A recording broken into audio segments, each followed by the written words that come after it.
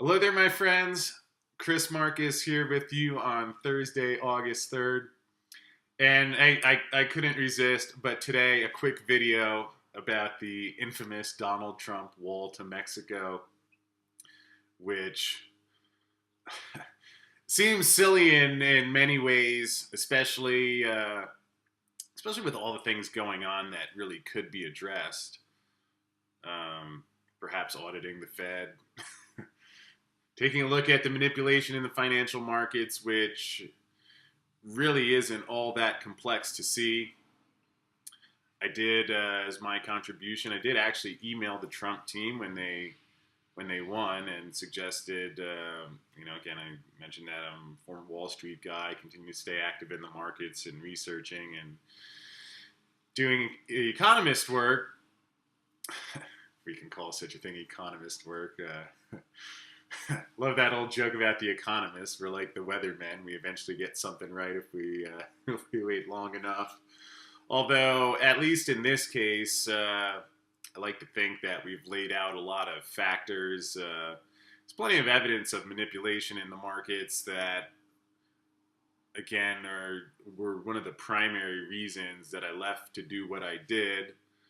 I thought it was frustrating and unfortunate in the sense that, to me, especially as it became finally started to understand what was going on, I think there's something beautiful about being able to research and understand a business, understand what's happening, understand if X happens, then that's going to lead to Y, Z, and double X, or whatever other letters you want to put there. And I think it's unfortunate that our markets have become what they are today. Held out some small amount of hope that maybe Trump was actually, not a lot of hope, but a little bit, that maybe he was going to come in and really attempt to make America great again. And not that the economics are the only part of that. Certainly there's a lot of other important issues going on. Yet, the more I think about it over the years, especially, I've mentioned this a couple times before, but if you look at just the Fed melting away 99% of the dollar since it's been invented, another half of it's getting taxed. So, I mean, think of it like this, that you go out, you do what you do, you share your energy or your talents or skills with the world, but you're really only getting 0.5% of your paycheck. Not really the 50 or 60% that we thought we were getting, but because of the effects of the inflation and the printed money, excuse me, a little allergies today, but we're still with you here. That's really the magnitude that gets missed sometimes. People, I think they get it that these guys print money, that they do some not so ideal stuff. What I find often gets lost, and I say that because it still is, there's certain days where it really hits me how much and the extent and degree of the effects of the printed money and how much is really just being stolen by the banks on a regular basis, which certainly addressing that, in my opinion, would be far more important than building another wall to divide people. Again, I did contact the Trump team and offered my support, and they didn't even have to talk to me. I offered to direct them to several experts who could basically walk them through any sort of market activity that they wanted to find. Of course, we saw his cabinet get filled with Goldman Sachs executives, and, is what it is. I'll let you extrapolate from there. Certainly, I'm not a big fan of Goldman or many of these banks.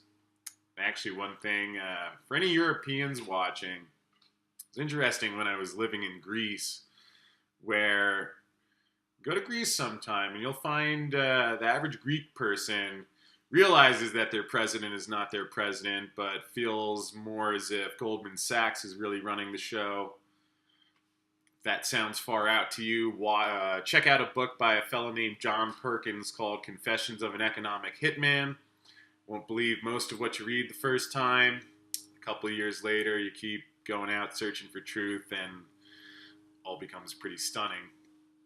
Um, so anyway, back to the wall, and we'll keep this one short because I don't know how much attention that wall really deserves.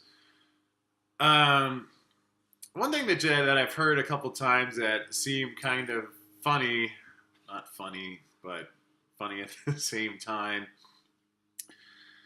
is that ironically, with the way the economics are set up, and especially with Mexico being such a large silver producer,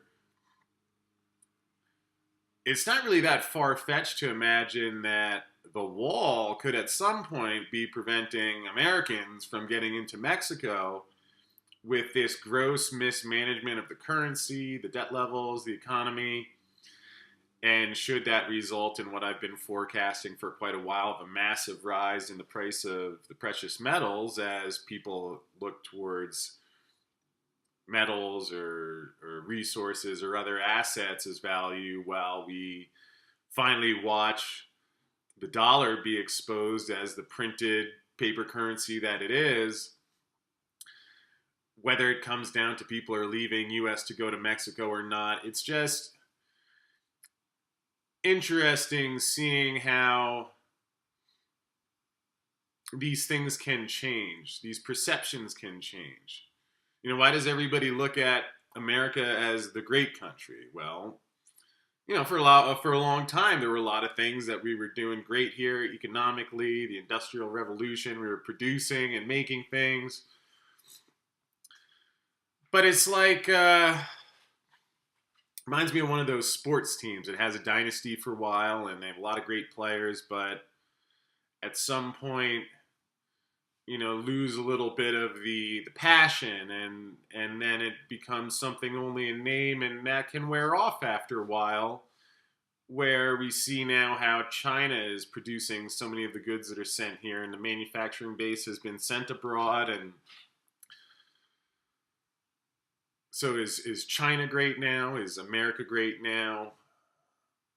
Personally, and I'll risk pressing the offending people politically button. Hopefully not.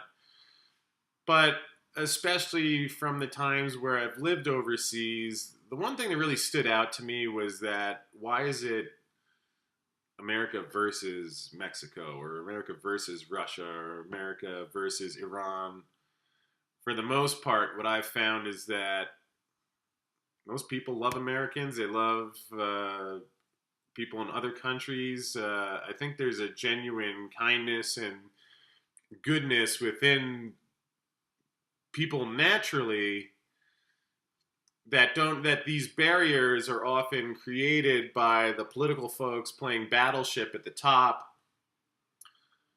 Especially Iran is an interesting one, where my understanding, again, my father was Egyptian, so a little bit of a background in the Middle Eastern culture, and also have read and studied the situation a bit, especially the CIA went in and overthrew Mohammad Mossadegh back in the 50s. And I believe I've always heard that the Persian people loved Americans. They loved American culture, the creativity, the innovation, the things that have made America great.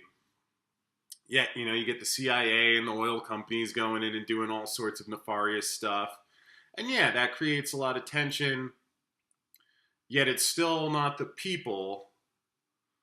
And this idea that the Mexicans are coming in and ruining something, or it's the Russians that are, you know, I always long for the day where we could have, why do we need a trade agreement? If you have something of value and someone in another country wants to trade for that, I have yet to see any real substantial reason for these politically mandated boundaries that usually work out better for the politicians or the bankers than any of us. Similar with, I mean, I don't know, my guess is they probably won't end up building a wall. I mean, he's been talking about it for a year. He's been in office for half a year. And let's see, actually the quote in today's article Says President Donald Trump appeared to admit he knew Mexico would not fund his proposed border wall in a January call, according to the Washington Post, which certainly by no means does that make it fact. But again, just if there is a point here today, is maybe just realizing how silly some of these things are.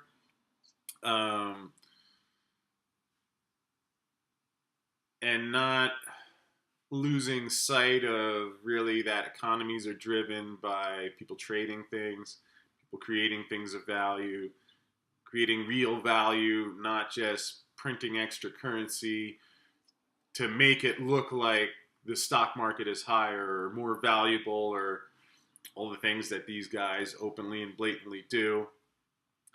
It's really more of a perception shift of letting go of the doctrine that we've been given. Certainly, I was born in 1978, so anyone growing up in these especially the last 40, 50 years since we've had this era of king dollar, the petrodollar, since Nixon removed us from the gold standard in 1971. By the way, if you ever want to, maybe we'll do a video about that, of why that happened following the collapse of the London gold pool, which is incredibly similar to some of the dynamics taking place in the precious metals markets today. So if you're seeing Trump talking about the wall, hopefully you can just giggle at it a little bit. Yes, it's unfortunate that we're giving part of our salary to fund people to spend their time thinking about this or wasting money on it. Not ideal. And again, if Trump really wants to make America great again, certainly starting with some of the market manipulations and just, I don't like calling people criminals, but certainly some of the behavior that, again, that's come out of the Fed or pick XYZ government agency, that could really help more than a wall, which I still have yet to figure out how someone is really going to keep people from an entire country from going over this wall. Probably in the end, what does it do? It divides people, makes people think a Mexican is on this side, an American is on this side. When, I don't know, I imagine one day we'll all just think of each other as people. And notice how when you have friends and you enjoy spending time with them, or if you have business partners and you create something great, it's usually a lot more enjoyable and fun than someone you argue with or someone you don't even know and call an enemy. So anyway, that's my idealist view for today. Hopefully you can look at some of these things and smile. I think once you understand what's going on and can prepare and some sort of balance of handling these things without going insane, because they are bizarre. It's hard to imagine that this is the world we live in sometimes, yet in either case, the best we can do is at least try and see what's really going on, what's a little bit silly, what's real, and then what decisions we can make based off of that. So with that said, hit the subscribe button below. We'll give you some more economic commentary. I'll mix in some more jokes, and we'll see if the wall ever gets built. But in either case, I hope you're out there having a great day. Appreciate you watching, and we will see you again tomorrow. Thanks.